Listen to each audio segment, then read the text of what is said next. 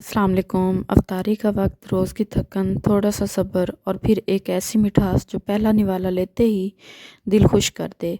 आज मैं आपके साथ शेयर कर रही हूँ रमज़ान स्पेशल होममेड रसमलाई।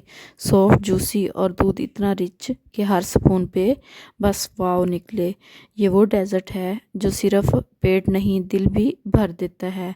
तो चलिए बिना देर किए अफ्तारी को बना देते हैं और भी ख़ास। सबसे पहले मैंने लजीज़ा कंपनी का रसमलाई पाउडर लिया है, एक डब्बा। आप कोई भी कंपनी यूज़ कर सकते हैं। इसे एक गहरे बाउल में निकाल लिया है। अब इसमें मैंने ऐड किया है 2 टेबलस्पून ऑयल और 2 टेबलस्पून अच्छी तरह बीट किया हुआ अंडा। इन सब चीज़ों को पहले चम्मच की मदद से मिक्स करेंगे ताकि हर चीज़ इवेंचुअली कंबाइन हो जाए। जब मिक्सचर थोड़ा सा इकट्ठा हो गया तो फिर हाथ की मदद से इसे जेंटली मिक्स करेंगे। इस स्टेज पर अगर आपको लगे कि मटीरियल थोड़ा खुश्क रह गया है तो बिल्कुल परेशान नहीं होना, बस थोड़ा सा और बीट किया हुआ अंडा ऐड कर दें और दोबारा मिक्स करें।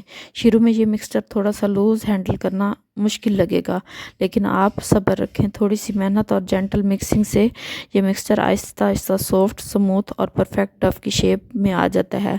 जब डफ़ बिल्कुल रेडी हो जाए तो इसे कवर करके 15 मिनट के लिए रेस्ट दे देते हैं। इससे डफ़ सेट हो जाता है, रसमलाई और भी ज़्यादा जूसी, सॉफ्ट और मार्केट स्टाइल बनकर तैयार हो जाती है। 15 मिनट रेस्ट देने के बाद मैंने अपने हाथों पर थोड़ा सा ऑयल लगाया ताकि डफ़ चिपके नहीं।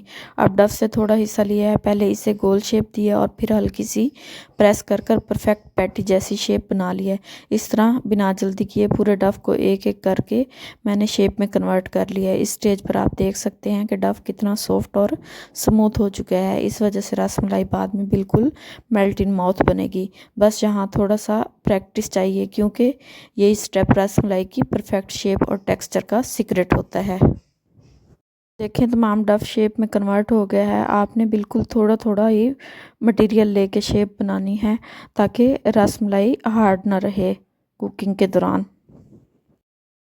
डफ को शेप देने के बाद मैंने पैन को स्टोव पे रखा है और इसमें 1 लीटर मिल्क ऐड किया है। अब दूध में मैंने ऐड किए हैं 3 अदद इलायची और 1 छोटी कटोरी चीनी ऐड किया है। चीनी की क्वांटिटी आप अपने टेस्ट के मुताबिक कम या ज़्यादा कर सकते हैं।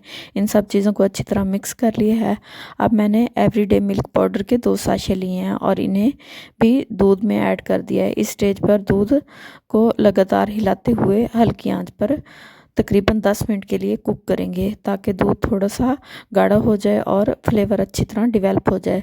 10 मिनट बाद मैंने पहले से शेप दिए हुए डफ़ के पीसीज आहिस्ता आहिस्ता मिल्क में ऐड कर दिए हैं। यहाँ एक बहुत इंपॉर्टेंट बात याद रखनी है, इस स्टेज पर दूध को बिल्कुल भी नहीं हिलाना। अब पैन को कवर करके मीडियम फ्लेम पर 15 मिनट तक कुक करें। इस तरह रसमलाई खुद ही फूलकर सॉफ्ट, स्पंजी और परफेक्ट बन जाती है।